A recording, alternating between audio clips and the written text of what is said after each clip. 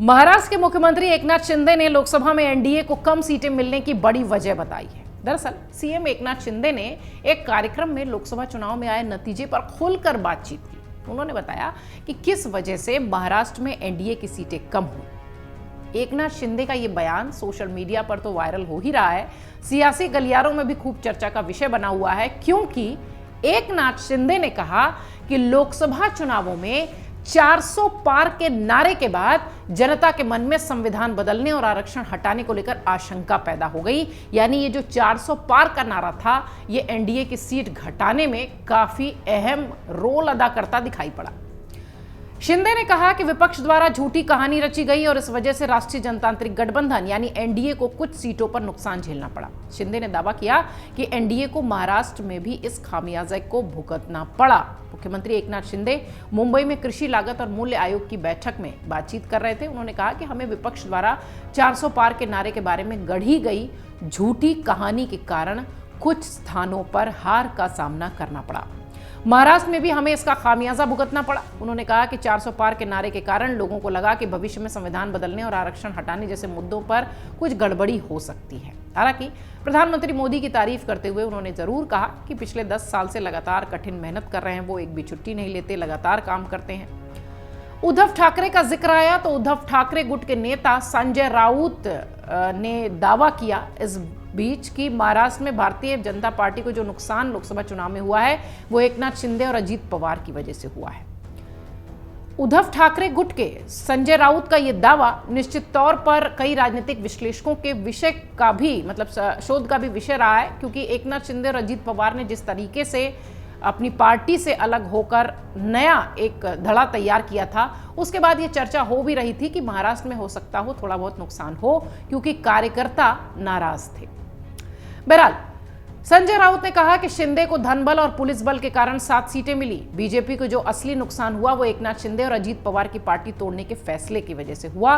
400 पार का नारा पीएम मोदी ने दिया था, उन्हें बोलिए हिम्मत है तो बोलिए कि 400 पार का नारा और आप 300 भी क्रॉस नहीं कर पाए। सुनिए संजय राउत कैसे भड़कते हुए दिखाई पड़ रहे हैं एकनाथ शिंदे पर। भारतीय जनता पार्टी का महाराष्ट्र में जो नुकसान हुआ है वो शिंदे की वजह से हुआ है। मैं महाराष्ट्र की बात करूं तो भारतीय जनता पार्टी का महाराष्ट्र में जो नुकसान हुआ है वो अजित पवार और शिंदे की वजह से हुआ है। शिंदे को 7 सीटें मिली है पैसे की ताकत पर, पुलिस की ताकत पर, लेकिन असली नुकसान तो बीजेपी का शिंदे और अजित पवार का जो निर्णय हुआ है पार्टी तोड़ने का हमारा, उसकी वजह से हुआ है। 400 पार का नारा है, मोदी ने दिया था ना, तो मोदी जी को जाकर बोलिए अपने गलती की हिम्मत है, बोलिए मोदी जी को, मोदी जी आपने 400 पार का नारा दिया लेकिन आप 200 पार भी नहीं पार कर सके। इस बीच शिवसेना के नेता संजय सिरसाट का भी ये कहना है कि महाराष्ट्र के मुख्यमंत्री एकनाथ शिंदे ने सत्तारूढ़ गठबंधन एनडीए को समर्थन देते समय कोई मांग नहीं रखी। इसके बाद भी पार्टी को स्वतंत्र प्रभार के साथ एक केंद्रीय मंत्रालय मिला। हालांकि सिरसाट ने केंद्रीय मंत्रिपरिषद के विभागों के आवंटन को लेकर बीजेपी शिवसेना गठबंधन में किसी भी तरह के मतभेद से फिलहाल इनकार किया है। एकनाथ शिंदे की शिवसेना ने महाराष्ट्र की 48 लोकसभा सीटों में से मात्र 7 पर जीत हासिल की है, जबकि बीजेपी ने 9 और अजीत पवार की एनसीपी ने सिर्फ 1 सीट पर जीत दर्ज की। कुल मिलाकर एनडीए को राज्य की 48 सीटों में से 17 पर जीत मिली। आपको बता दें, महाराष्ट्र में बीजेपी ने 2019 के लोकसभा चुनाव में 23 सीटें जीती थी और इस बार तैयारी पूरी की पूरी सीट जीतने की थी, लेकिन ये घटकर मात्र 9 रह गई। उधर विपक्षी गठबंधन आईएनडीआईए गठबंधन के तहत कांग्रेस ने 13, उद्धव ठाकरे की शिवसेना ने 9 और शरद पवार की एनसीपी ने गेम करते हुए 8 सीटों पर जीत दर्ज की। एक निर्दलीय भी जीता है जो फिलहाल आईएनडीआईए गठबंधन के संपर्क में है। बीजेपी ने इस बार के चुनाव में एनडीए 400 पार का नारा दिया था और एनडीए के सभी सहयोगियों द्वारा लोकसभा की 543 में से 400 सीटों को जीतने का लक्ष्य रखा गया था।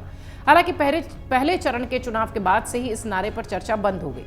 चुनाव प्रचार के दौरान कांग्रेस ने आरोप लगाया कि 400 से ज्यादा सीटें मांगने के पीछे बीजेपी का असली इरादा संविधान बदलना और आरक्षण खत्म करना है और यही दाव गठबंधन का, विपक्षी गठबंधन का कहा जा रहा है कि चल गया। लोकसभा चुनाव के बीच बीजेपी के नेता अनंत कुमार हेगड़े सहित कई पार्टी नेताओं ने सार्वजनिक रूप से संविधान को लेकर पुनर्विचार करने की बात कह दी। ये कोड़ में खाज जैसी बात हो गई। उनका कहना था कि इस लक्ष्य को हासिल करने के लिए बीजेपी को लोकसभा में 543 में से 400 सीटें जीतनी होंगी। हालांकि बीजेपी नेतृत्व ने हेगड़े की टिप्पणियों को खुद से अलग किया, लेकिन तब तक शायद बहुत देर हो गई थी। चुनावी नतीजों के बाद महाराष्ट्र के उप मुख्यमंत्री और बीजेपी के नेता देवेंद्र फडणवीस ने चुनावी हार की जिम्मेदारी ली और पार्टी के वरिष्ठ नेतृत्व से उन्हें उनकी जिम्मेदारियों से मुक्त करने की अपील भी की। महाराष्ट्र में घटनाक्रम सियासी अक्सर देखने को मिलता रहा है, लेकिन इस बीच एकनाथ शिंदे का ये बयान, फिर संजय राउत का ये बयान, महाराष्ट्र की सियासत में एक बार फिर हलचल दिखाई दे रही है। अगर आप ये वीडियो YouTube पर देख रहे हैं तो हमारे चैनल को सब्सक्राइब करें और बेल आइकन को दबाना ना भूलें। अगर आप Facebook पर ये वीडियो देख रहे हैं तो हमारे पेज को लाइक करें।